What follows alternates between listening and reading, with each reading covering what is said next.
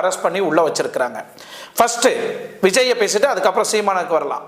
அப்போ தமிழ்நாட்டில் கிட்டத்தட்ட உதாரணத்துக்கு 3 வருஷம் எத்தனை குழந்தைகள் ரேப் பண்ணப்பட்டது, எத்தனை வயசான முதியவர்களை ரேப் பண்ணப்பட்டது, எத்தனை பெண்கள் வேலைக்கு போற இடத்துல ரேப் பண்ணப்பட்டது, எத்தனை பெண்கள் காலேஜுக்கு போகும்போது ரேப் பண்ணப்பட்டது, எத்தனை பெண்கள் ஹாஸ்பிட்டல் நர்ஸ் ஒர்க் போனவங்கள ரேப் பண்ணப்பட்டது, எத்தனை பெண்கள் ஐடி கம்பெனி வேலைக்கு போனவங்கள ரேப் செய்யப்பட்டது, எத்தனை பெண்கள் கூலி வேலை போற இடத்துல குடிகாரனுங்க ரேப் பண்ணப்பட்டது, எத்தனை பெண்கள் வெளிநாட்டில் வேலை செய்யக்கூடிய நர்ஸா வேலை செஞ்ச நிறைய பெண்கள் அங்க நிறைய பேருக்கு பாலியல் வன்கொடுமை நடந்துட்டு இருக்கு, எத்தனை சைல்டு அபியூஸ்ட் தமிழ்நாட்டில் நடந்திருக்கு, எக்கச்சக்கமான கேஸ் பதிவு செய்யப்பட்டிருக்கு.